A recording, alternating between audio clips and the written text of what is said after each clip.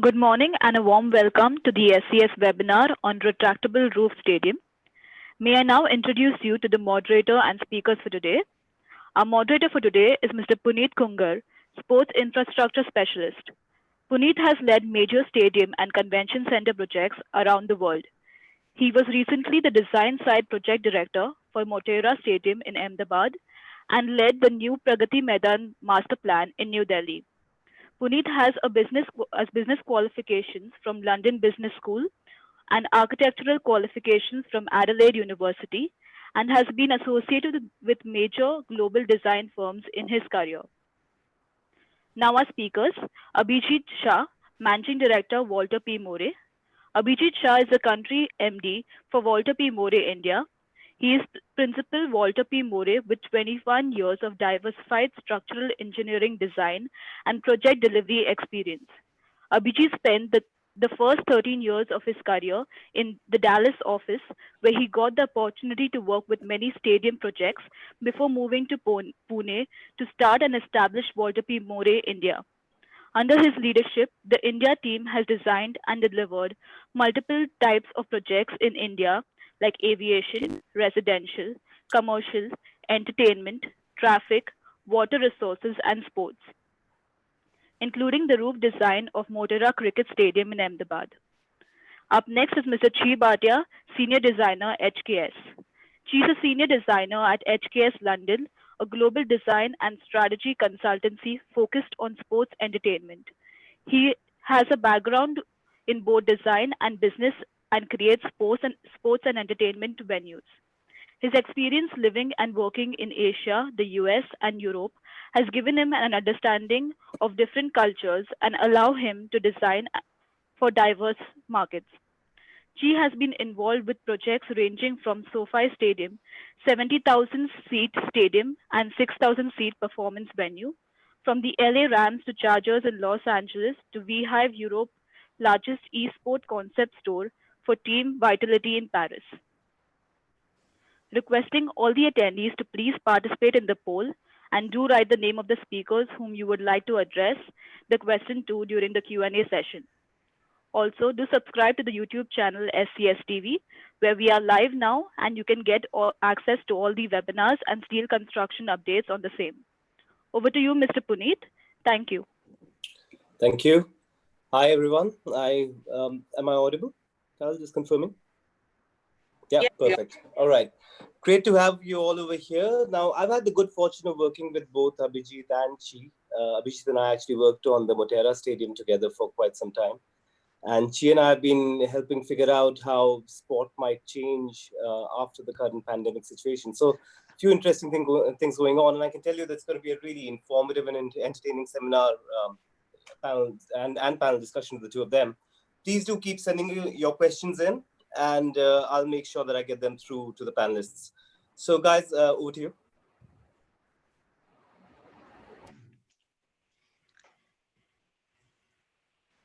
Hi, everybody. I'll start us off. Just some context of who HKS is. We are a global architecture design strategy firm. Our sports and entertainment studio where I work is located across these following offices in red, with the headquarters in Dallas. I'm based in our London office, and we also have a Delhi office. For sports, it's a diverse portfolio. Stadiums come to mind, but it's also arenas, training facilities, esports, convention centers, as well as the branding and strategy of how these venues operate and perform. So it's the entire suite from master plan, strategy, architecture, and interior design into branding and operations. So we have a good understanding of how venues perform and think as well. All right, thanks, Chi. And just Walter P. More, we are also an international engineering design consultancy firm based out of the US, 25 offices locally and one here in Pune, India. So we are an 89-year-old firm with getting close to 9 years here in Pune, where we provide all sorts of engineering with infrastructure, structures, diagnostics, and like to mid to high-rise structures, sports, entertainment. But obviously, what we are here to talk about today is these beautiful retractable roof stadiums.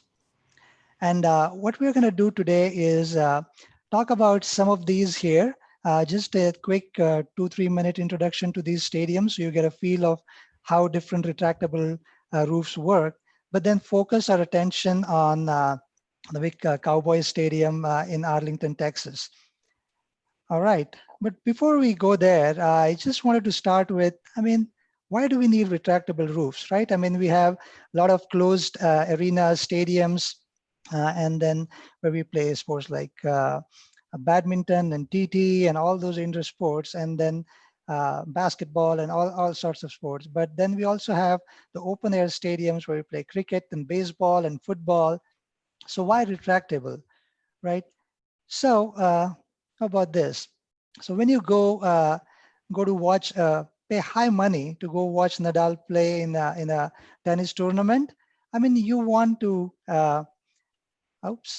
watch him drenched in his sweat like he usually does, right?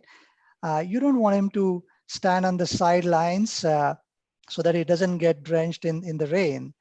And so, I mean, there'll always be a brave soul who will be sitting there waiting for the rains to go over with his umbrella. But what if there was an umbrella over the entire stadium? And that's what we're talking about here. So to be able to open and close a stadium. So, Chi, why don't you kind of give us a business case of why we need retractable stadiums? Absolutely. So I think at the early stages of any project of this scale, a lot of definition and decision-making is made as to what the purpose of the facility is. These 6 things highlighted here are a good understanding of why a retractable roof becomes such an integral aspect. And I'll just run through each one and give some use cases. I think the first one, event assurance, is arguably the most important. So that signifies flexibility, meaning a stadium is ultimately an entertainment district. It is a place to gather, and from a revenue generation standpoint, holding as many events as possible in a calendar year, a roof allows you to do that. One really interesting fact with the stadium in LA that we worked on is that, as you know, California and LA is sunny weather. There's 5 days of rain a year. And ironically, when the Oscars ceremonies are held, it usually rains. So, there's a fact of how that plays into this venue pulling that content from other facilities. And that event assurance is such a key aspect of ensuring flexibility. Another big aspect is sustainability. And that goes into spectator comfort. And the third one on the left, sunlight for natural growth. The ability to understand climatic factors of the venue location, also understands heating and cooling needs for efficiency, as well as the ability for people to feel warm or cool and comfortable during all parts of the year. So you always design for worst case scenario for those aspects. And lastly, there is an iconic element to these structures that increase their brand value to have different events being hosted. And that kind of leads on to the last point of the prestige aspect.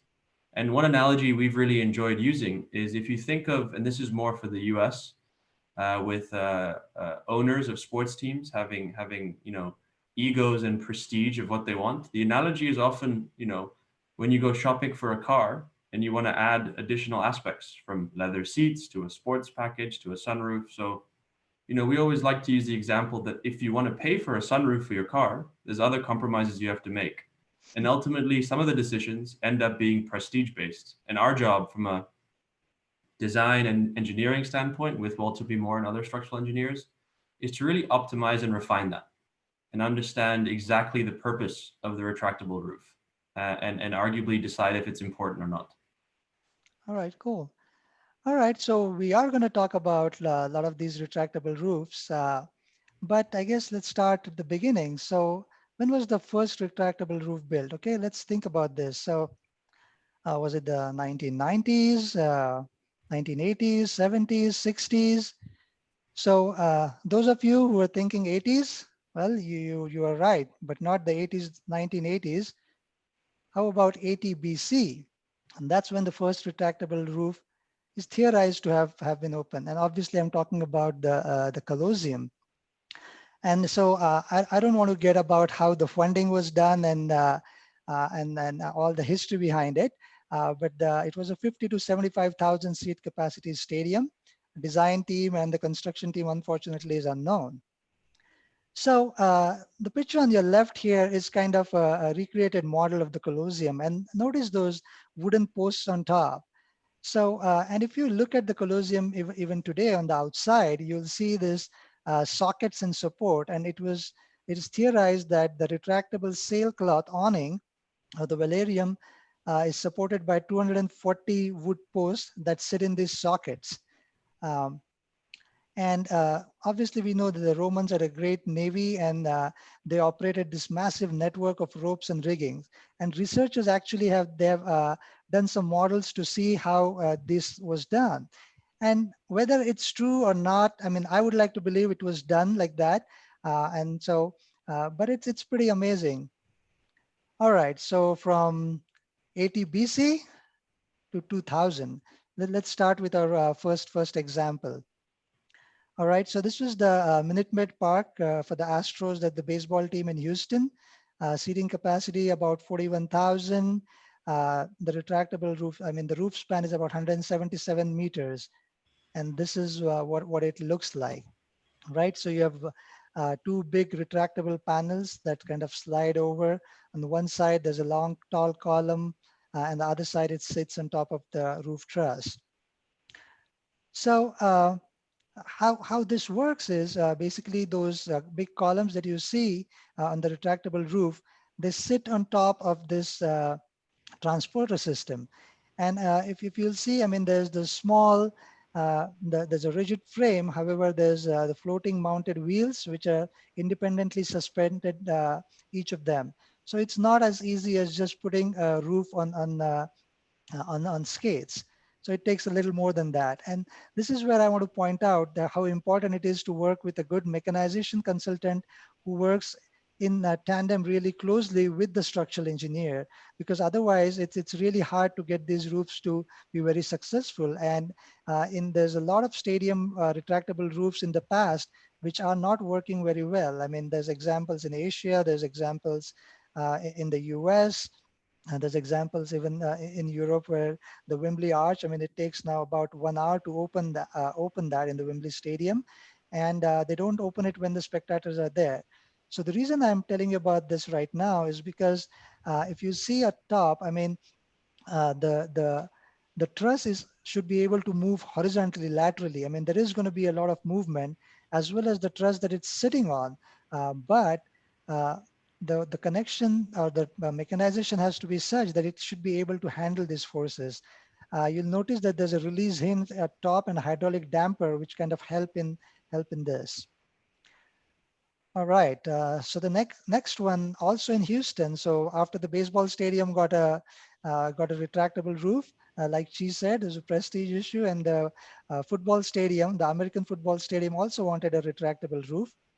And that's how the Reliant Stadium came into picture. You'll see there's these two big trusses on the side, and here's an interior shot, which these are the big super trusses that support the retractable roof. And these two super trusses, they sit on what we call a super column, because they're really big. So 4 super columns which support the 2 super trusses and which support the retractable roof system.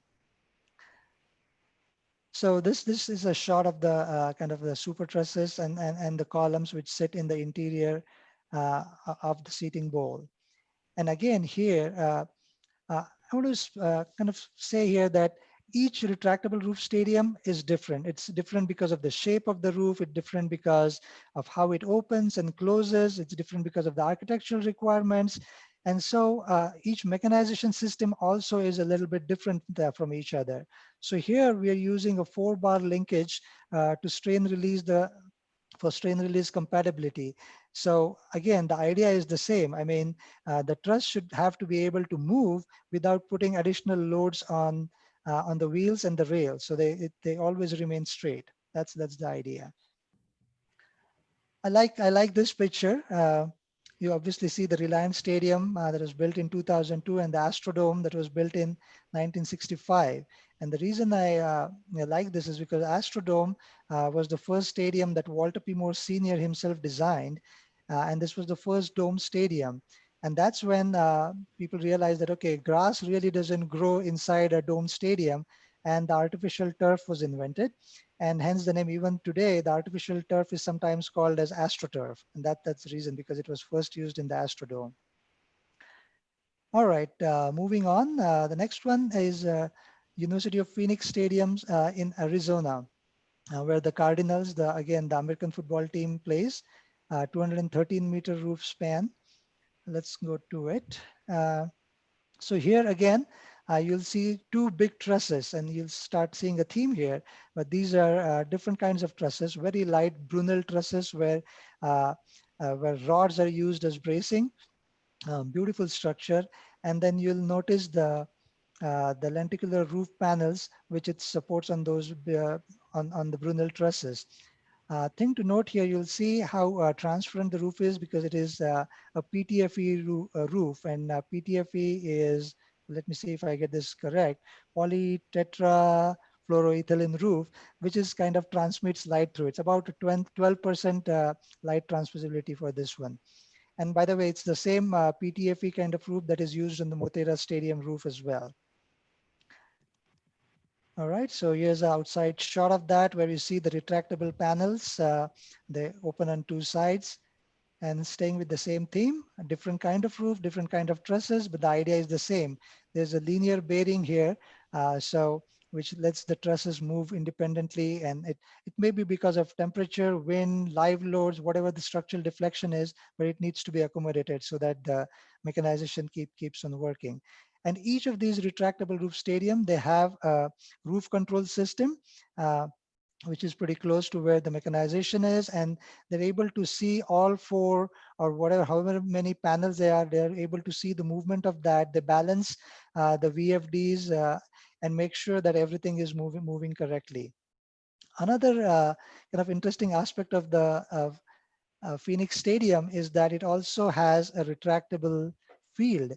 And the reason for this is the grass obviously can grow much better if it's outside, but the other idea is also, I mean, from event flexibility. If you're going to have, let's say, an indoor concert in the stadium, you don't want to kind of mess your football field. And so the field can be moved outside for other events. All right, so next we're going to go to the Lucas Oil Stadium. It's another football stadium for the Indianapolis Colts. This one is designed by HKS. So, Chi, you want to tell us something about this stadium? Absolutely. I think in the last few examples, and why this one is slightly different, and part of our sort of brand philosophy and design strategy is, designing for the region and context. And Indianapolis was a very industrial heavy focused facility. The idea of this being an extension of a warehouse, arguably, and as you can see with the truss articulation and the overall sort of statement of external expression and the brand of the team and the culture of the city, that's a big part of why the shape and aesthetic is different from a simple standpoint. And as Abhijit explained, it's a similar macro mega panel retractable roof system, but done so with this sort of perched roof difference. Absolutely. And so this stadium also has a retractable wall, which bifurcates. And so, I mean, you can see the beautiful sunset in Indianapolis sitting inside. Just a point here, Abhijit, on this slide. I think it's important also that retractability, even though we're talking about roofs, is as we think about how the building connects to the urban environment and the context, that these, vertical planes, which is basically the walls or the doors, are also retractable as a key aspect of flexibility with this tier extension shown here, as well as connecting to outdoor environments from a sustainable standpoint, as well as an iconic aspect of the building and the stadium literally extending to the plaza to create that connection outdoors. So retractability for us also is more than one purpose. It's not just the roof, and we'll see that later with the AT&T Stadium as well. Maybe we should have called it retractable stadiums instead of retractable roof stadiums. All right, so for the roof to move, I mean, here's again the same concept, but the mechanization system for this. Let's keep moving on. So we're going to skip the Cowboys in 2009 because we're going to talk about that later. Quickly cover other two. This is the Marlins ballpark in Miami, Florida. As you know, Miami is a hurricane country. So big retractable roof, beautiful stadium, and they go and park themselves on those extended rails. But like I said, in hurricane country, wind tunnel analysis is even more critical. I mean, all of the stadiums that you saw so far, we had to do a wind tunnel analysis, and this one is no different. The interesting thing here is when we looked at the roof in the closed position, and it was kind of getting some really high wind pressures both inside and outside because of the closed roof. And what we did is we realized that in hurricane position, if we just put a little bit of gap in the retracted roof, then the pressures will go down drastically. And so RWDI, who did the roof tunnel, wind tunnel analysis in their Canada tunnel, they were able to come up with a model with the gapped hurricane position, which ended up saving a steel tonnage of the order of about 1,000 tons, which resulted in a $6 million saving. So pretty important to look for different aspects and which environment you are in. Again, similar with the mechanization here, and you'll see the same kind of thing, but the things to notice here differently is all the hurricane tie downs, and which kind of help in keeping the structure moving, even moving when required. So one thing I should say here is for each of these retractable roof structures, I mean, there's a guidelines that come with it where when is it that you can open or close the stadium, because I think, I mean, there's wind speeds. So you cannot really, or you don't want to open a stadium when there's a big storm blowing over. I mean, you get enough advance warning where you open or close it depending on the last position it was in. All right, moving on to the last one that's just about to open in a few months. That's the Globe Life Field, where the Texas Rangers, the baseball team, will be playing. Again, another HKS design. Chi, why don't you I can start us give off? some flavor and color here. So unfortunately, because of COVID, the opening has been delayed. It's scheduled to open 2 months ago. And I think interestingly enough, a key decision for this was that their existing stadium is only behind where this picture is taken. And the main focus for this was that the heat in Texas, in Dallas, and the summer weather was such a key aspect of reduced ticket sales for games in the heat and for fan comfort. And a major play was to have that roof for comfort, therefore revenue maximization, and therefore how that affects the team performance. So the stadium size actually decreased in capacity, and the roof was added for a new facility based on weather. So again, looking at the key aspects that define retractable roofs and the reason for that, this is a great example of that even in this day and age. All right, thanks. Now, before we go to the Cowboys Stadium, I just want to quickly show another type of retractable roof stadiums, even though this is not designed by either Baltimore or HKS. The reason I wanted to bring this up was this is a different kind of retractable stadium, which is called typically bunching fabric retractable roof stadiums. So this is in Vancouver, BC Place. The stadium was built in '83 and the retractable roof added in 2012. So if you'll notice from inside, I mean, there's a fixed roof over the stands, and then you'll see the fabric roof that is added later on with which is kind of bunches up towards the center. So it's a big system of cables, and where the fabric is kind of retracted towards the center of the stadium. Now, this is not always desired.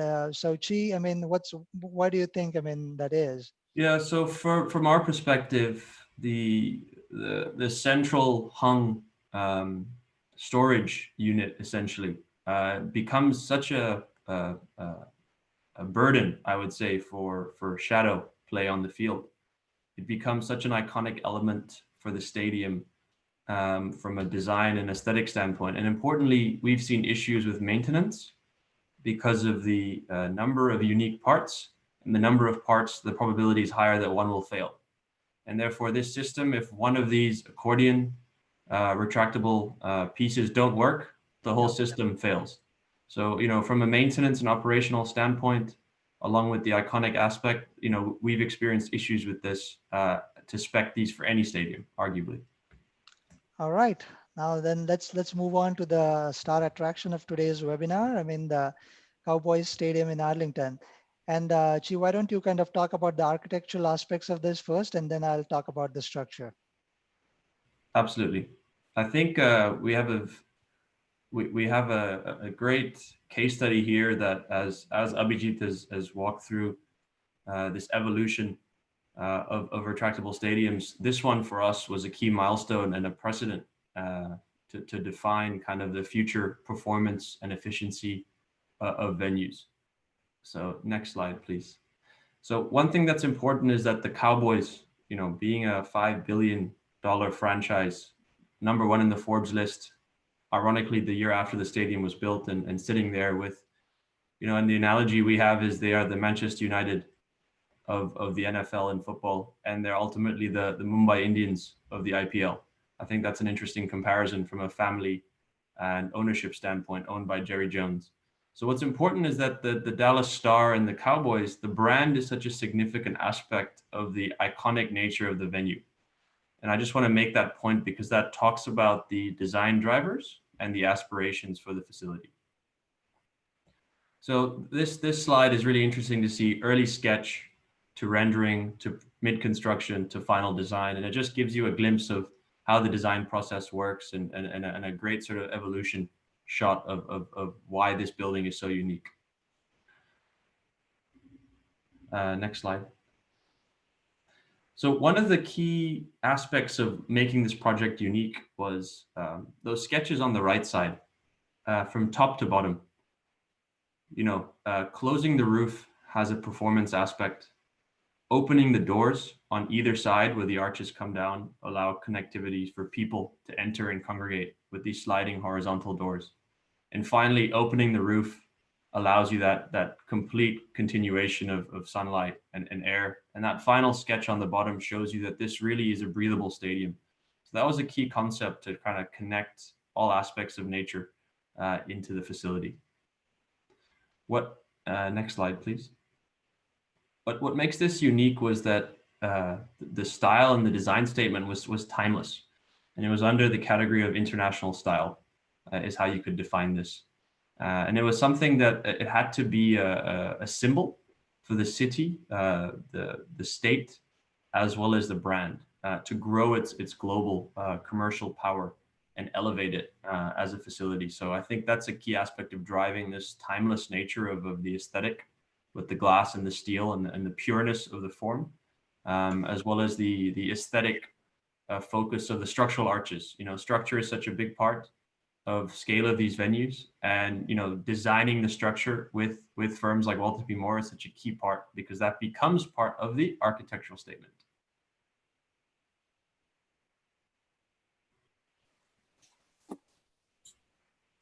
So as we go from the outside in, next slide, please.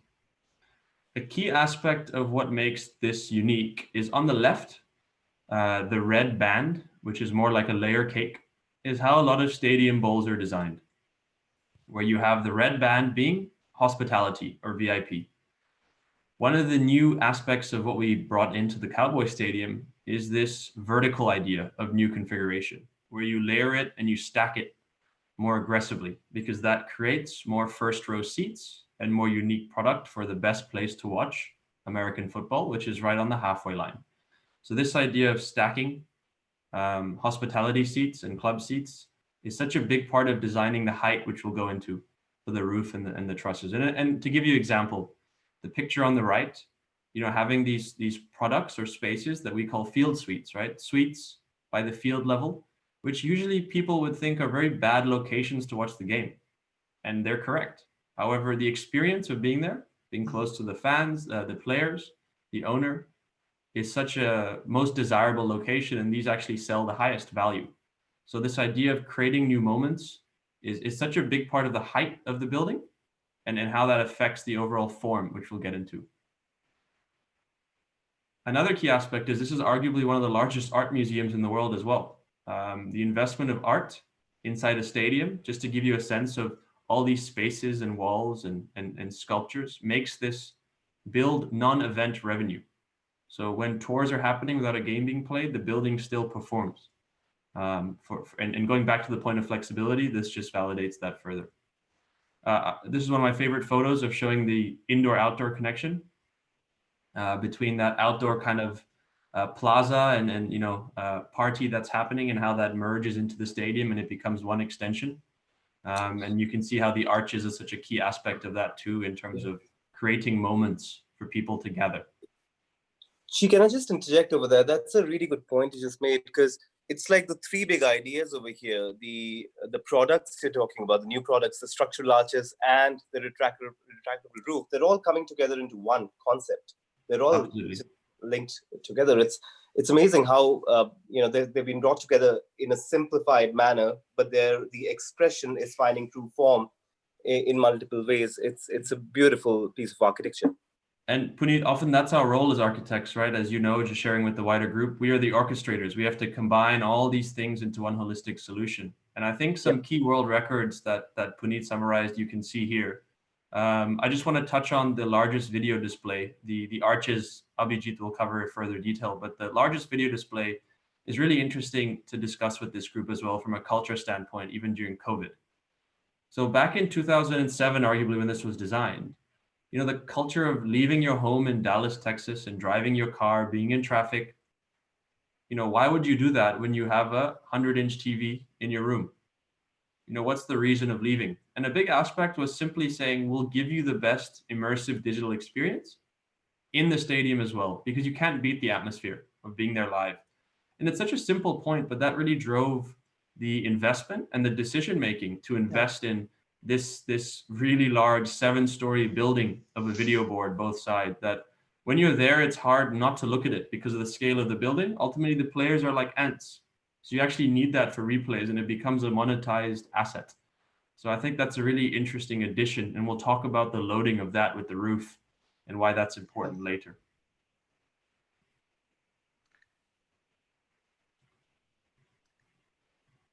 All right, and this view also shows you the biggest operable doors that the Cowboys Stadium has, right? Absolutely, yeah. This indoor-outdoor connection is also on the plaza level. And this drawing talks about the height point I was making earlier. When you stack all those seats in the way we've done in this stadium, the playing field is actually 50 feet below grade.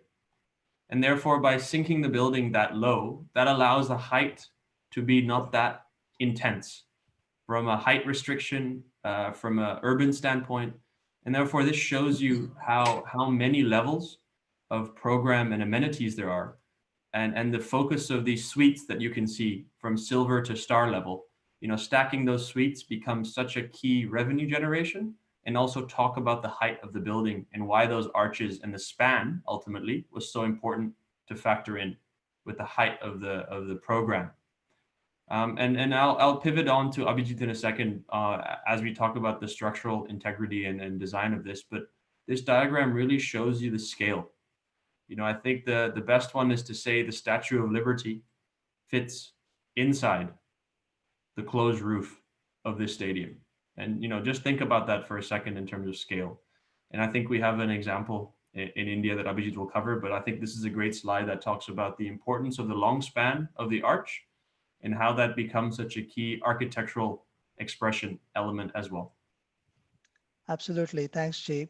So, you talked about the Statue of Liberty, and from an India standpoint, we just built the tallest statue in the world, the Statue of Unity, and what an amazing project for L&T and Turner. These arches are really, the 373 meters span, but from abutment to abutment, but from pin to pin about 373. So you actually take two Statue of Unities, and if you lay them on the ground, they'll both fit inside it. That just gives a kind of a dimension of size and scale that we are talking about here. All right, and so that's one of the reasons why we chose to talk about this project. In addition to that, I gave a good 2 or 3 years of my life for this project. So I think it's a really special project for me. I know we're going to talk about the steel here today, but just a quick thing on the concrete. It has 11 elevated levels.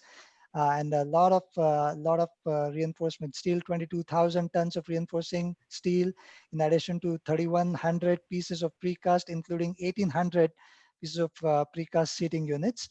And one of the important aspect is this ring beam that you see on top here from a concrete standpoint, because this is where the non-movable portion of the roof is supported on some of the planar trusses. All right, so I just want to quickly kind of use this schematic to kind of give you an idea of the different aspects of the roof when we talk about them. So obviously the two arches, so we all know where they are. So in between the two arches are the box trusses. And the box trusses, I mean, there's two in the middle which support the video board. There's two on the sides, which are kind of the header trusses, where the roof opening is the limit of the roof opening. And then you have the two which support the door, the operable doors. And then in between them, obviously, are the fixed trusses. And there's fixed trusses, the planar trusses, which go from the arch to the ring beam on the side. And these are a little bit canted planar trusses, but they are canted as the roof slopes. And then obviously the big arches, they're supported by pin connections on the arch abutments and the thrust block at the bottom. All right, so like any good structural engineer, I'll quickly go through the different aspects of the roof from a standpoint of how the load works. I mean, just kind of the load path starting from the roof deck. So whenever there's load that starts at the roof deck, and then it kind of goes from the deck to the planar trusses. And these are the repetitive planar trusses. And I'll go into a little bit more detail about that in a minute. But then we also have these box trusses in between the arches, which are 14 feet wide and 17 and a half feet deep. And the level of carrying load is the same. I mean, they're carrying load from the deck, but at the same time, and they also have specialized load like the roof, the hanging scoreboard, the doors. And so that's what's happening here. All right, so this is kind of a composite of all the trusses that are fixed. This is the fixed framing of the truss without the arches. And here obviously are the big arches. And so the composite, so the load distribution, so from the fixed trusses, it's going to the arches, back down to the pins and the truss blocks. And on the other side, all the fixed trusses, the planar trusses, they're being supported on the ring beams and bringing the load down from the concrete frames down to the drill piers. So that's how the load is getting to the ground from that side. Again, a composite of what we've discussed so far. And this is just kind of the model of the concrete bowl, which is bringing the load down. And just now putting everything back together, and we get this entire model of the roof. All right, so now let's talk about some roof framing facts. So the total tonnage is about 14,100 tons. And if you think about a Boeing 777, it weighs about 325,000 pounds. So what will happen is it'll take not one, but 97 of these Boeing 777s to equal the weight of one Cowboys Stadium. So it is pretty heavy.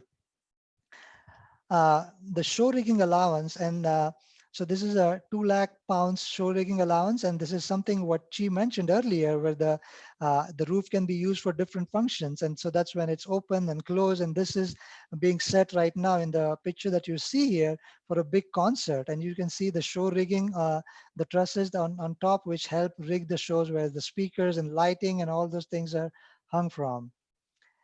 The arch trusses, and they're made of a box truss, I told you. So the 4 chords of the box trusses, they are grade 65 steel, which was imported from ArcelorMittal from Luxembourg. And you'll see the reason why.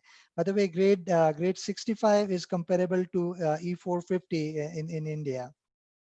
And the rest of the steel, most of it is grade 50, which is E350. And then the secondary steel is 36 or 250, E250 kind of thing.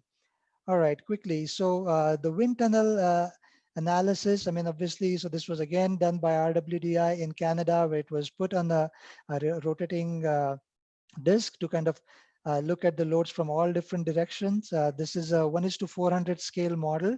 And this is over 1,000 pressure taps were installed on it. So this is what we gave to RWDI, the wind tunnel consultants, is the skin of our model from which they decided locations and how the loads will be given back to us.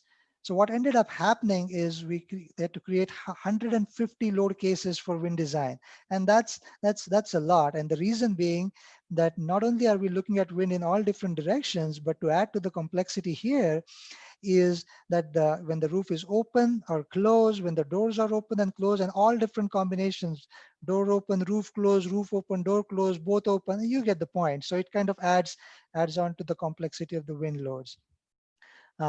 This is kind of our SAP model of the roof. This is for all the structural engineers out there. This is version 10, 30,000 elements, 14,000 nodes, 200 load cases, and 550 load combinations. What makes it different from what we do right now is this used to take a lot of time to run back then in 2007-8 timeframe, and we used to run them overnight and sometimes wake up in the middle of night, just click run again and go back to bed. All right, how are we doing on time? Let's quickly go on to these arches. They are 17 feet wide. I mean, they are the backbone of this entire structure. 17 feet wide, 35 feet deep, and it's a box truss made up of 4 members. And these are the ones that you see on the right, the 14 by 730. Now let me explain to you what that is. This is, if you're familiar with the steel book, AIC steel book, this is the heaviest member in that book. And to get this in grade 65, we had to import it from Luxembourg. So what it means by 730 number there is just 1 foot of that section weighs 730 pounds. So just 1 foot of this section is the same weight as pretty much all the structural engineers that worked on this project. So it's pretty incredible. But when you look at the arch, I mean, you kind of lose sense of what a big section that is because it's humongous. All right, so the arches were erected in straight panels and the connections were only 18% of the total weight of the structure versus about 30% for flexural trusses. And so we used 1/8 inch diameter A490 bolts, and you can see 2 sections being connected here. So each of half of the arch was erected from the abutment towards each other, and then the central keystone piece was kind of installed. So by calculation, the deflection of the arch was supposed to be 15 inches. And when they actually de-shored the towers, when they removed all the towers that support during erection, the erection towers, I mean, it ended up being that it was a little bit nervous, but confidence, and the deflection was exactly according to the calculations. So kind of quickly on how this was installed, there was 6 erection towers for each arch. And what I'm going to do is there's a quick video that I'll play, that's animation, which shows how the arch trusses were kind of installed. So each one, like I said, started from the abutments. Each truss, they started from both sides, and then they were laterally connected back to the ring beam, concrete ring beam for stability. And then the fixed portion of the roof was being connected on one side. The erection towers moved to the other side, and the other arch being constructed. Each one of them took about 6 months, and then once the box trusses in between the arches came together, then the rest of the the rest of the fixed roof was constructed, and then the retractable panels, each of them were constructed and then moved in place. That's a really good question to ask me. All right. So that just quickly shows you how it was built. Okay, so here's a beautiful shot of the completed arches, and after the shoring towers were removed. Okay, and here in this case, I mean, the erector was brought into the picture early on, and that's why the erection analysis was kind of part of the structural analysis, which became very useful. I'm going to quickly talk about the arch truss pin bearing.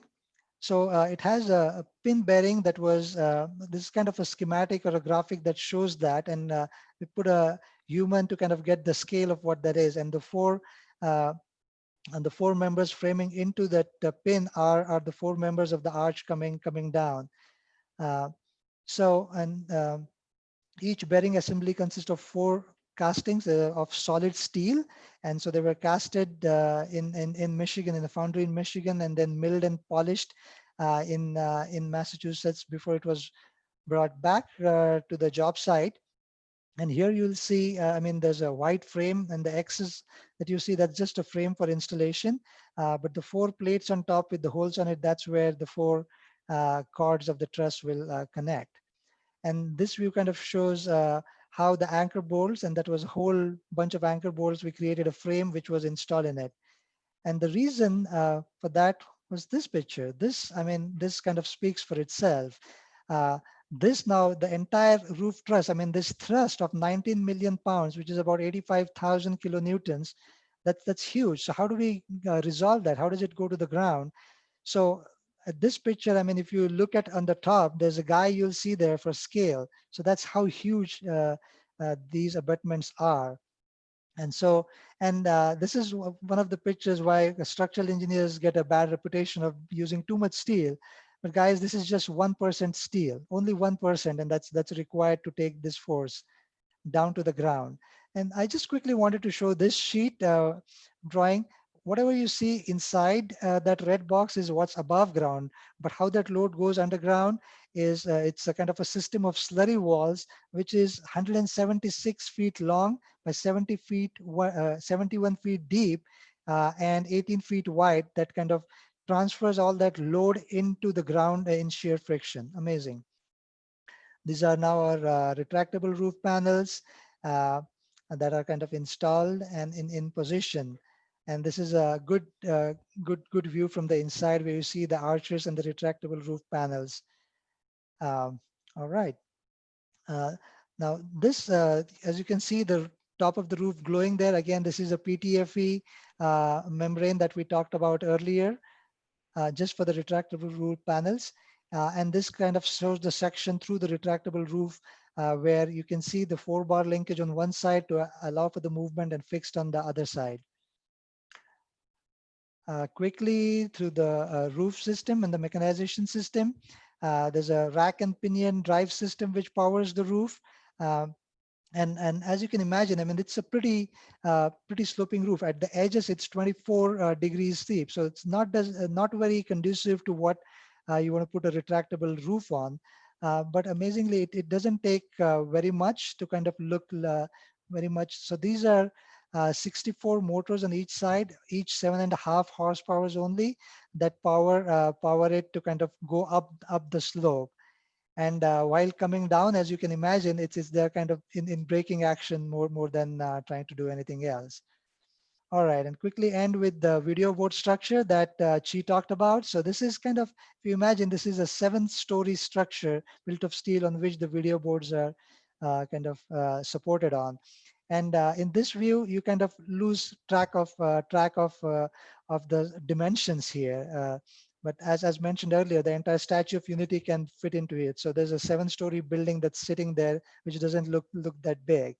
And this was hung from the roof arches, the box trusses in between, and then it can go up and down as well. Abhijit, just a point to add on Yep. flexibility. If you just go back one slide, yeah, thank you. The video board, because of its size, also allows us to move it vertically up and down, depending on the size of the event at play. So for example, if there's a smaller soccer football game where the demand, as you know, is not as big in America or in Dallas, and only the 2 lower tiers are used, the Right. video board can come down lower, which creates the feeling of everything being full. But arguably you're using it as a way to create something we call a half house. So you can imagine how this becomes also a retractable element ultimately, or That's a kinetic, right. where movement is such a key part of functionality for the building usage across different events. Perfect. All right, so I'm going to close the Cowboys Stadium part of the discussion with just some aerial shots. I'm not going to say much about it, just some shots during construction. Here you can see the retractable roof being installed. This is a kind of everything, the entire roof being constructed. And here I mean, the great view with the doors open and the inside out, outside in feeling. I mean, just totally openness of the structure is visible here. Uh, and this is the last slide of this section, which is a beautiful shot of the indoors. You can see the biggest thing that I like about this stadium is the entire roof. There is no columns. The entire roof has no columns, and it's just those two arches that support it in addition to the ring beam on the sides. Beautiful. All right, so where are we headed from here? So, Chi, why don't we do this? I mean, why don't you talk a little bit about what's happening in the roof structures right now? We're running a little short on time, so we'll be a little brief. But I mean, for in the last 5 to 8 years, I mean, all these big structures. For the football stadium, they're moving towards the clear roofs, but baseball is still retractable roof stadiums for baseball, and there's a lot of smaller applications that we'll quickly talk about later. But Yeah. quickly run us through this. As an evolution in time for everybody, the slides Abhijit showed earlier were big mega panels that were moving based on a culture and phase and technology at the standpoint. We like the phase clear is the new retractable, and that's primarily done because of ETFE. Which has also a nice, I think it's ethylene tetrafluoroethylene, which is an amazing material that is arguably used much more in Europe for roof systems. And this US Bank Stadium, the Minnesota Vikings, was one of the first ones we did, where the transparency is almost up to 90%. You can add a frit to the surface, but it almost perceives as if you're outside with the same performance metrics of being inside. So, why ETFE as a material type is really important. I'll just run through those on the next slide. But ultimately, it is lightweight. That's such a key aspect of performance and structure. It has amazing sort of transparency and UV light reflective performance criteria. It is non-combustible, it is self-cleaning, and ultimately it can actually provide much more flexibility on the form, because you can really bend the material and understand how it works as a product, and you're not as rigid in terms of what you can and can't do. So from a design and form derivation and unique standpoint, it allows you to create more unique structures, transverse and longitudinal span together. So I think it's a really unique material. And some examples, I'll just run through these, but it does satisfy all these buckets that you make decisions on, aesthetics, performance, and cost, to be much more holistic. And just some images to give you a flavor of what ETFE is and how it performs as a material type for roof structures and skylights. I think importantly, there's a single layer, and there's also this idea of these pillows, which are two layers that are inflated. And as you can see, the transparency and performance varies depending on the type, but they both have advantages depending on the use cases. And again, just two quick examples for the Viking Stadium in Minnesota that we designed. It's a one-way system, but if you remember the Beijing water cube for the Olympics, these bubbles, maybe the Allianz Arena in Munich for Bayern Munich, the Eden project in Cornwall, those are two-way pillow systems that give you a different texture and form and value.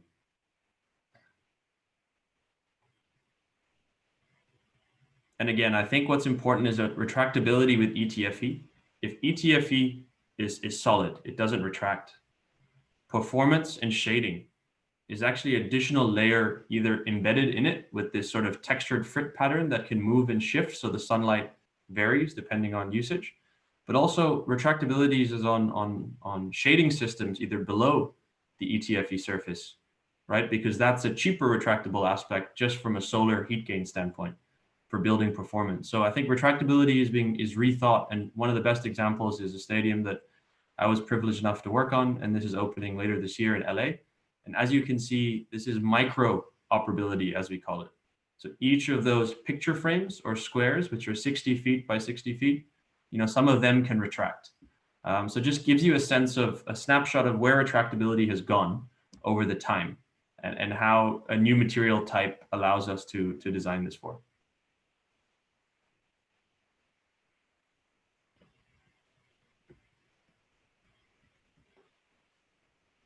Abhijit, you're on mute. Yeah. So I just quickly wanted to talk about the smaller retractable roofs, even though we're talking about stadiums, but it has application there. I mean, this is a mall in Salt Lake City where there's retractable roof panels This is an inside view from that. And this is something that's definitely applicable all over the world. And these are some beautiful spaces that it creates. The next one here is the California Academy of Sciences in San Francisco, and this is again a beautiful atrium when opened up. It works really well. And remember Nadal that we talked about. So Margaret Court Arena in Melbourne. So again, I mean, so we worked on the concept and schematic design for this project, but again, something that's required. So much smaller scale than the big stadiums that we looked at. And even smaller is some institutional projects where we can have retractable roofs to open spaces up. All right. So remember this where we started with this one umbrella and this guy hoping for the rains to stop. Well, what's true for tennis. It's also true for cricket. Some of you will remember this picture, which was widely circulated. This was the World Cup cricket match semi-final match between India and New Zealand. And one of the spectators there was PUNEET himself as well, from what I understand. So he can give us little bit of flavor of this. And I think this is where PUNEET will kind of end this section of it. And Sure. maybe you can take over from here. Sure. I think Carol wants to say something, but before I pass it on to Carol, I'll just say that, yeah, I was there for this particular game last year. It was very frustrating. The other interesting thing is and we'll come to this in a bit after Carol, actually, Carol, do you want to sort of like just interject right now? Thank you so much, sir. Requesting all the attendees to please participate in the poll and do write your feedback to edit@mxbm.in. Thank you. Over to you, Mr. Puneet. Okay, sure. Yeah, so, there have been a few questions from our audience regarding the applicability for cricket. And interestingly, there have been a few one-day cricket games held under a retractable roof in the Docklands Stadium in Melbourne. And Mike Hussey, I remember, once hit a six or hit a shot that hit the roof. And the umpire called it a dead ball instead of a six. So there are examples of these sorts of things. And ODIs have been held, under roof as well. Just the general question, the line of questions that we've got, they, I guess, fall into 2 or 3 different categories. There are questions regarding maintenance. There's questions regarding cost impacts. Some technical questions regarding wind impact, the type of concrete used, the type of reinforcement, etc., and materials as well, which you just spoke on, in terms of EDFE, and we can touch on that again. But I think maybe we can start with the maintenance part of it, because most of the questions seem to be ranging around that. So, Abhijit, what do you think about in terms of the moving parts? Because these obviously roofs come with a lot of moving parts which have high maintenance requirements. Yep. And I guess that also links into, the fact that, cost is a set of that in a sense. Is that the complexity of it? Can you talk a little bit about how, how you deal with the multiple moving parts in these roofs? Yeah, so you're absolutely right. I mean, like anything, if like our car needs maintenance, I think these are even much more critical aspects, right? So I think maintenance becomes a critical aspect of these operable roofs. And one of the reasons that some of the earlier operable roofs back in the 1990s and the examples that I told earlier, that didn't work where it was not well integrated with structure one, but also the maintenance aspects of it. And so the maintenance cost was so high that they finally just gave up and stopped using the operable roofs. So the stadiums that we saw here, most of them, the mechanization consultant was Unisystems out of Minneapolis. And one of their main thing is kind of looking at it holistically, not only what happens during design and operation, but during the life of the structure. And so maintenance is a big part of it. If you keep your operable things simple, use existing parts, proven parts, then the maintenance becomes low. And the other aspect is if you're using something new, if you're developing a new part, usually you prototype it and do lifelong testing on it. So accelerated testing, and that reduces maintenance costs. Each of these roofs come with a maintenance manual. So these are things that have to happen every month, every 6 months, and so on and so forth. And the other aspect of it is also kind of a guidelines on when the roof should be open, when it shouldn't be open, which helps in the maintenance aspects of it. And I think, I can talk about the cost of it, or we can get back on the cost aspect of it just later. add something there. I think for both of us as architects and engineers with the design and construction of these facilities, the operational aspects is owned by an operator who operates the venue ultimately. So why I'm making this point is the maintenance and use cases is such a key part of the operator's pocket, or OpEx cost, as we say, over CapEx, which is the discussions we're having now. Yeah, so the operator's involvement in through the life cycle of the project and all the life safety, maintenance, cleaning thought process that architects and engineers go through, there is a merging of that based on the price point of cleaning a roof like the Cowboys Stadium, and how often you do that. So I just want to make that point because the OpEx is a key aspect of where maintenance shifts, and arguably an operator would be more suitable to answer that. We try to make it efficient and affordable, but you learn on the job as well, and that changes the use cases also. Sure, but there is I'm guessing there's a risk component that, I mean, when you're designing such a massive structure, you do need to be able to, I guess, simulate the performance and figure out, that it's actually going to behave in the manner that you've designed it. Are there strategies that you put in place for managing that, or is it just simply software simulation, or are there other things that are done in that as well? Yeah, so glad you brought up risk, and you're absolutely right. Whenever there's moving parts, there are higher risk. I mean, a fixed stadium roof will be a lot less riskier than an operational or a retractable roof, right? So if you think about the cost of a retractable roof, if that is for the mechanization, if it's around, let's say, 2% of the entire cost of the structure, but the risk that it brings with it is much higher. It's not proportional to that cost. It's about 15-20%, I would say, maybe about 15%.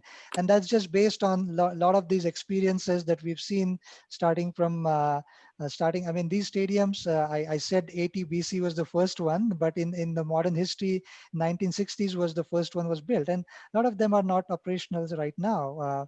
And because of these issues.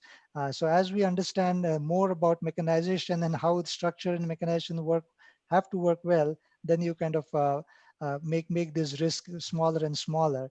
The other aspect to it is, I mean, the mechanization consultant, they're not only thinking about how to move the roof, but how to kind of support it. I mean, for example, in the Miami example, in hurricane, I mean, there should be hurricane caps, and the architects and the structural engineers and the mechanization consultant, all of us have to work on these different aspects so that during these sort of events, I mean, there is no wear and tear for these materials, and the automation aspect of it as well. Because of these days, everything is so automated that, I mean, if a panel on the right side moves a little bit ahead, it self-balances, and so everything moves. So the wear and tear becomes less on the wheels and the rails, and the whole thing works longer. Okay, so that actually brings me to two more questions. I mean, Chi, one for you regarding the OpEx. So I'm guessing the energy cost, the HVAC cost is a huge component of when you do a closed stadium, a retractable roof stadium. Does that end up becoming a big? Often with stadia, 20% of the construction cost is MEP, HVAC systems, and people often don't realize that. Structure, I think, is arguably the first, but mechanical, electrical, plumbing, HVAC systems, and comfort, Puneet, as you said, is such a key cost aspect. So designing for that efficiently allows us to put money into the things that we want to push. For example, new material types, or extending the architectural statement, or doing the more panache or unique aspects of making it iconic. So we try to make the 20% cost as optimized as possible. And I think that's why Abhijit might have mentioned it earlier, where a lot of sports and leagues have requirements on when the stadium is open or closed, based on the time of day, broadcast camera, glare, etc. And that's one parameter. The other parameter is spectator comfort. Luckily we have, EPW files, which is weather data files, down to the specific longitude and latitude that can calculate, humidity, heat, and wind levels. And that is all programmed into allowing for worst case scenario. For example, in LA, the hottest day with no wind. Right, so those two examples allow you to design, so making sure that everybody is comfortable and the MEP system is not overburdened for the worst case scenario. So if you design for that, you work backwards, and that's a big part of the passive cooling focus of ETFE. That's a big part of the horizontal openings of Cowboys to allow natural ventilation to be part of a hot Texas day. And it's a big part of ultimately the decision-making tree for all the OpEx decisions that we want to design for to make the operator's life easier. Sure. Hey, Puneet, I saw while we were talking about MEP, I saw a question come through talking about whether the MEP systems are retractable as well or not. So that we typically don't do that and not make it more complicated. The MEP, the ducts, whatever is required is usually on the fixed roof side of it. So. Yep. Yeah. And, like, as you guys just mentioned, so there's obviously a fair bit of automation that goes into these and quite sophisticated technologies, right? Absolutely. Does that in some ways then sort of like preclude emerging markets like India, for example, from being able to use it? I mean, there's a high capital cost. There's quite, there's quite a bit of automation involved. Do you think that sort of like, firstly, takes that option away? And secondly, sorry, just to continue that question, Chi, the second part is to you. The, materials such as ETFE, can they then come in and, one thing that can be said over here is that ETFE itself, with ETFE pillows, they've got little fans whirring inside them. And so that's a reasonably sophisticated material in itself. How do they apply to, let's say, a market such as India? Abhijit, could you take that first, please? And then we can maybe just... Sure. I mean, like we ended up there, Puneet, I think, India, we say that markets such as India, but the structures that are coming up in India are no less sophisticated or glamorous than what's in the outside world. So I don't want to rule that out, one thing. Sure. And the second thing is from the application standpoint, yes, in India, we think cricket. Right. That's the first thing. The bigger stadiums, we have cricket stadiums. And you gave an example where cricket was played in a kind of a retractable roof stadium. So can a retractable roof stadium be created for a cricket match? Yes, I think the answer is definitely yes for that, I would say. It will be a different kind of system. We'll have to maybe bring down the bowl a little bit. We've seen that, 373 meters. We can push the limit. So it can be done. But what I'm also thinking from an India standpoint is why don't we think about the smaller structures? Let's say, you're thinking right now from all the examples that we give is the outdoor stadiums that need to be closed to play in there. How about the indoor stadiums that we have, the arenas that can open up? So the current trend in India is to kind of do this 20, 25, 30,000 seat arenas or closed stadiums because there's a big market for multi-purpose arenas where you can play all year. You can have basketball, you can have kabaddi, badminton, TT, but the money-making aspects of it, as we know in India, the biggest is the Indian weddings. And a lot of these weddings, I personally have been to one in a stadium. So now imagine if there's a beautiful night and there's a stadium and there's a wedding reception happening and you can open up the roof. So it doesn't have to be big, it doesn't have to be glamorous, but it has to be operable. And there is, and then that makes it, when it's smaller spans, I think the cost will definitely go down as well. And absolutely. And we can get back and talk about other operable things later on, maybe. Sure. She also got something to add to that. I think there's a few questions there for you that pertain to stadium design and how it's going to be impacted as a result of what we're seeing right now. With coronavirus, it's a topic that we obviously can't avoid. How do you think stadium design is going to get impacted as a result of and usage is going to get impacted as a result? Yeah, I think there's a I can answer that now based on what we currently know. But before I do that, I'll also answer it just on how culture of people is such a key aspect, where ultimately, as we're seeing globally, people want to return to normal. Gathering together is tribal. It is such a key part of culture and weekly aspect. And now I'm not even talking about the money from the broadcast and the pressure with the leagues and having sports restart. I just think people want to gather socially, and sport is such a key cultural aspect. And it's almost like a religion everywhere in the world, not just with cricket in India, but it's such a key aspect of gathering. So I don't think that's going to change. I don't want to say that first. So I think it'll come back faster than we know it. However, in the time that we've had, behind closed doors, or BCD as we call it, and as we've done some work on different teams and leagues globally, the real aspect is that it's an experimentation period. It's to really test how people watch at home. We've seen, Zoom video boards in stadiums and how fans can connect virtually. We've seen the growth of technology being a key part of that entertainment experience. And I think that's going to be a key aspect of allowing sports and entertainment to try new things, to blur the boundaries between what is virtual and digital and what is physical and real.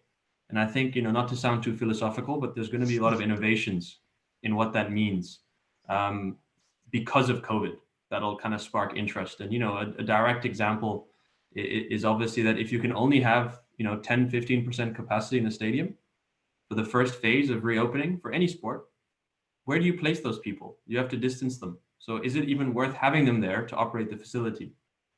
How does that play into it? So arguably, is it all or nothing? And if it's all or nothing in the venue, then what are you doing to the people who aren't there? And that's what I mean by innovation ideas to push there. So I think that's a key aspect of how this is working and playing out. But it's an experimentation time, I guess. Sure. One more question about the ETFE side of things, because we've received quite a few questions about it since you spoke about it. Is that, can you talk about the life of the material? Do you feel that it's going to replace retractable roofs altogether? Is it you've spoken about it, but I'm just wondering if there's anything more you can elaborate. And going back to the question for India and retractable roofs that I think Abhijit really nailed, and that's not just cricket, right? It's other flexible event types. And I think I'll answer the question for the Indian focus, I think. Sure. I think let's take Delhi and the climate and the seasonal aspects. ETFE is arguably a great material with a fritted pattern for shading optionality for arenas.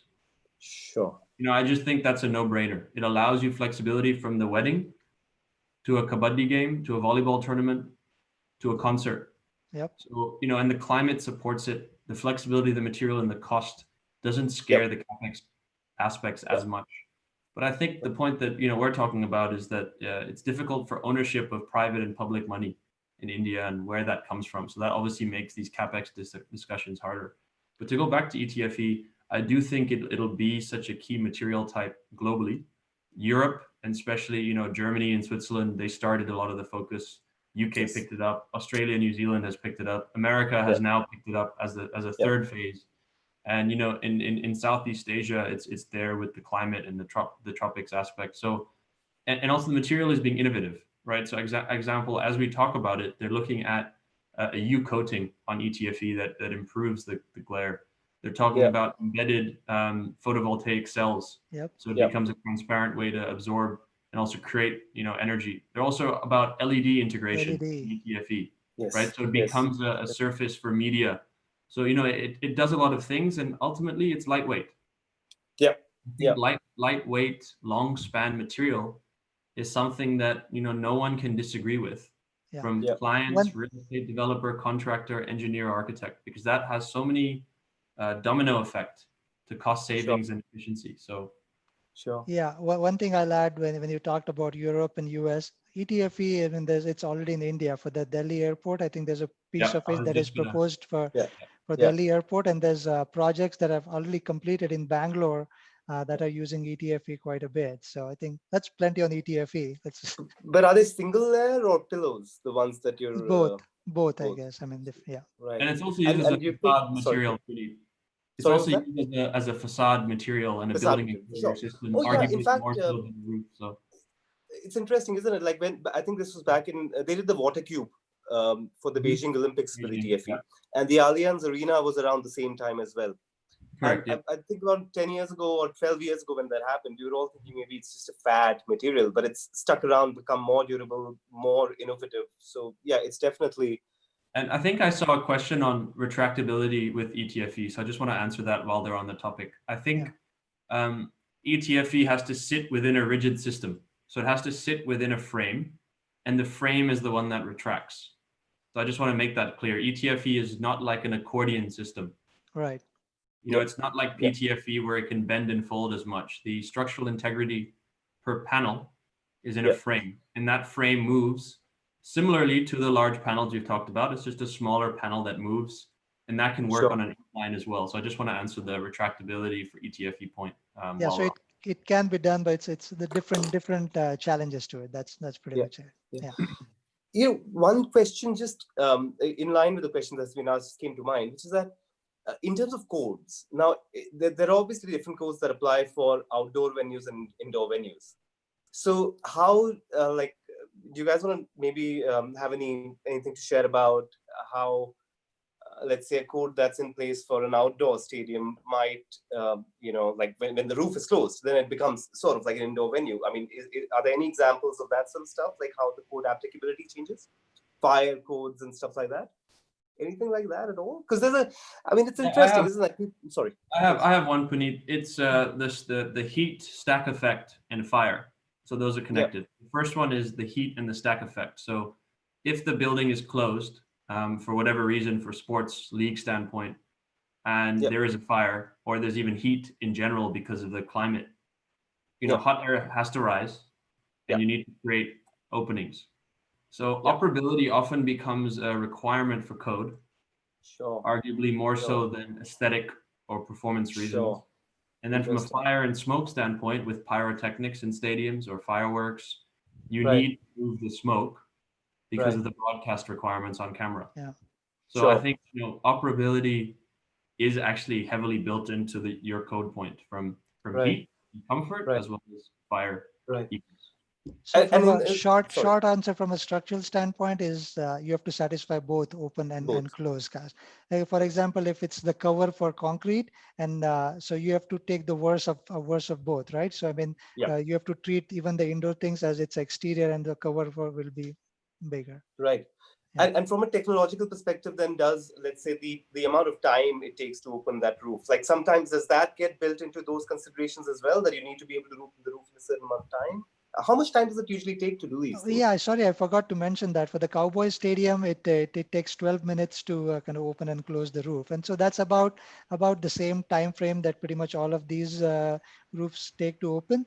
And sometimes it becomes an event. I mean, during the game, before the game and everything, I mean, it's closed and then they open the roof and people are cheering. And so it does, and especially also in the mall kind of structures. I mean, yeah, there's set times when the roofs will open and people will gather to see that. And so there's different things that can happen with that. And so as far as the different loading cases, I guess that's what you asked. But I mean, we have to, for example, going back to the Cowboys example, so we have to kind of design it for each location where the roof is at. So the load is moving no matter what speed, because we have to kind of, again, design, let's say something goes wrong and it's parked at a location. So it's designed designed to where the load is at each location. Yeah. Sure. And there's actually just one more, a really interesting question that's come in. It's sort of in line with that, which is about, let's say now in Calcutta, right? So there was the cyclone. So, what sort of conditions do you design to? Do you design actually for cyclone loads then for your retractable roofs as well for these situations? Yeah, absolutely. I mean, you have to, and like going back to the Miami example, I mean, that's hurricanes, similar to cyclones, but the hurricane wind loads, I mean, hurricanes go through Miami. So there's a different set of protocols that have to be followed. I mean, the roofs have to be closed. There's hurricane ties. I mean, the roof is tied down like any other big structure. So there's a set of protocols that have to be followed, but you have to design for all these different kinds of load. Doesn't matter if it's a moving structure or not. I mean, you have to design for them. Sure. I think we need the same way for our stadium in LA. It was located next to a seismic fault line, actually. Wow. So you have to design for the worst case scenario that there is an earthquake on both faults at X number of the Richter scale for a seismic event. So I think that's part of the extreme case scenario for a lot of this. Yeah. Yeah, that makes our life pretty easy. Thank you for that, Chi. Great location. I mean, it's a really interesting point, though, isn't it? Because you've got your worst case scenario in terms of the open roof, your worst case scenario in terms of the closed roof, or whatever's the worst overall. But there's also the scenario where the roof is actually moving. Yes. And then something happens, and then how do you simulate that? No, so I think, I mean, when we are designing that in the models, it's all those things, all those cases are built into I'll it. So consider. you do I'll design for consider. all those cases. It's like the Sure. same thing. It's like a moving load. When you're designing a bridge and a Yeah. heavy load Yeah. A passes by, and dynamic you'd load. still Yeah. have Yeah. to, Yeah. dynamic loading. Yeah. Absolutely. Great points. Great points, guys. Okay. So I think broadly those are the lines that the questions have been on. I think there've been a couple regarding, or especially one in my mind that I had was about the shape of the roof itself. You know, the retractability. I think in most stadiums, what we're seeing is that whether it's an oval or a rectangular stadium, the roof components broadly, you know, I mean, a straight line or a rectangle.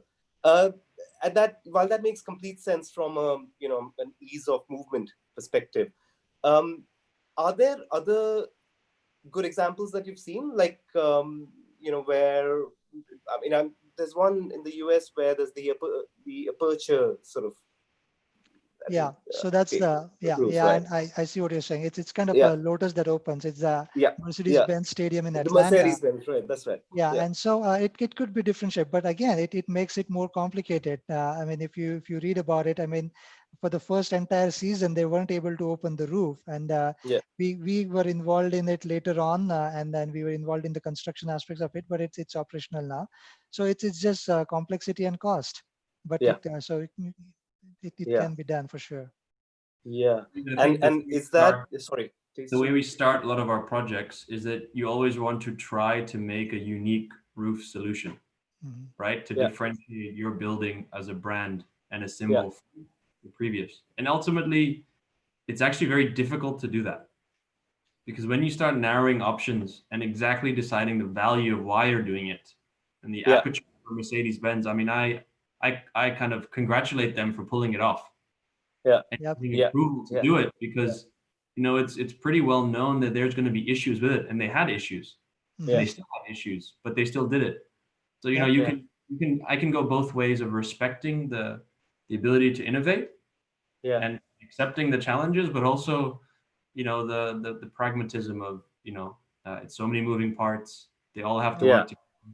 It doesn't work when it's stuck if one petal moves and the rest don't, you know, Yeah. so yeah, it's difficult to juggle yeah, And decision making. couldn't happen without automation, that's for sure. And you're right, Chi, sure. we have to keep on pushing the boundaries, otherwise we'll be stuck in the same type of Yeah, retractable roof and stadiums, I or think for that matter, any aspect of architecture or engineering. We that's have to why I keep think pushing the boundaries. retractability for shading systems is arguably the future, Yep. where it's not about the whole Sure. building opening. You Yeah, know, you have a fixed ETFE or transparent roof, and you use shading systems that are inside the building to create the idea of open and closed and passive cooling needs and shading systems, because that's less risky and it's less Yeah. expensive and it's more performative. And yeah, there's many other aspects of kinetic architecture that we didn't touch on today, but I think absolutely you're right. I mean, there's examples in the Middle East where entire shading systems kind of move around the building to kind of cover various aspects during the time of the day. That can be done. I mean, there's other aspects. I mean, where small walls. I mean, we looked at the big openings and doors of the glass doors for the stadiums, but that can be done in a smaller spaces also where the roofs can go up. There's obviously the first thing that comes to mind is the big retractable canopies. And again, going back to India, we've designed one for a very high, I mean, a prominent individual. It's for a private residence. So there's other aspects of operable or kinetic architecture that can be done. And one thing that I didn't talk about on the India side earlier, because we were talking more stadiums, but there's other, I mean, this retractable roofs don't only think about stadiums. Say, I mean, there's a high-end uh, kind of a structure or building in Mumbai, and you have a penthouse suite, and I mean, maybe that needs to have a very simple retractable roof. You're sleeping on your bed at night, and it's a beautiful day. You can open it up and look at the kind of stars while you're sleeping. It's like camping in your own bed. So I think there's options are unlimited. I mean, for an architect in India, we had kind of theorized of for a floating party room, if you will. So from a flat apartment, there could be one room out of that which kind of juts out, and then it has glass on all sides, and then you can have a party in the air. I mean, that's kind of talking at the high end kind of clientele. But for average people like you and me, I mean, that can be done as well in densely populated sections of India. I think where getting HVAC system, air coolers, air conditioners is not maybe affordable. I think, I mean, there could be easier ways of opening up roofs or opening up windows, which, I mean, more, I mean, different than what we are doing right now. So, I mean, the options are unlimited, I would say. Right. Interesting that we're not seeing more of them in India, though, applied then, isn't it? Like, we haven't really seen too many, well, definitely no public buildings that I can think of. Right. And we, in India, as you know, we only need the first one to happen, and then there'll be Fair more enough. that'll follow. Yeah. That's true. That's true. That's very true. Guys, I think we've covered the broad lines. I think one question that, Abhijit, or one line of questions that we haven't touched on so much is people are asking questions about the grade of concrete, the force transfer, I mean, those sorts of things. And I just wondered whether you had anything more to add to that. Like No, you mentioned grade of it. concrete is, I think, nothing different. I mean, similar to what we are using. We use high grade concrete. I mean, if they're talking about the abutments, grade of steel, we kind of talked about. I think it's the equivalent of E450 for the 65 grade steel for the arches, and E350 and 250 for the remainder of it. And similarly, I mean, for the Moderator Stadium, we used the equivalent of grade 50, so E350 for the columns and the compression ring. Yeah. And I think, there's just a couple of stadium design type questions about, I mean, the way one goes about, I guess, designing the rakes, etc. And I mean, it's not necessarily, again, a retractable roof thing, but I guess our audience is interested in how one maybe goes about designing these and how maybe how the sightlines works, etc. You want to maybe just give us just talk about that for a little bit, the design process? I think it goes back to the code aspect too. There's global code. Let's take football, soccer. So FIFA has guidelines based on requirements to hold certain games at certain scales. So for example, the metric that's used is something called C values, which is a globally used term that calculates the height basically above everyone's head in a seat to distinguish how much of the field of play can any individual see in any location in the stadium. So the first factor is satisfying C values for the event that the international regulation requires and states. Once we know those parameters, then it becomes the fun game of physics and gymnastics to challenge that, to actually get as many people into the best locations of the seat, of the bowl, because that increases the price point of more seats. Sure. It also goes into the idea of challenging the idea of sitting down, sitting on a higher stool, and standing. All those three things affect very scientific kind of capacity calculations of C-value requirements that you can also plug into a revenue model from a ticketing standpoint. So as a snapshot, that's just how the process works. And I would say the last thing to add is every sport is viewed differently based on the culture and the best place to watch a sport. So for example, for American football, if you're standing behind the goals, it's usually the worst place to watch the game, but you can pack people to eat and drink there because they're not as focused to watch the game. Same idea, behind the bowler's arm in cricket, where the broadcast is taken, where the player pavilions are or the media towers are, that is the best place to watch the line and length of the ball, as opposed to the grass berms on the on and off side. That's more for entertainment or families, if you think about Australia or the UK. So how you break up the bowl is such a key aspect of crafting that narrative to understand how the sport is consumed and then improving it where we can. It's a really interesting process that obviously has connections to the size of the building and the retractable roof, but I hope that answers a little bit of the... No, it does. And there's an interesting point you made in there about how, even bowl design is moving from being a single sweep to really being very targeted for the sort of products that one wants to place in the venue. Great point, guys. Yeah, that's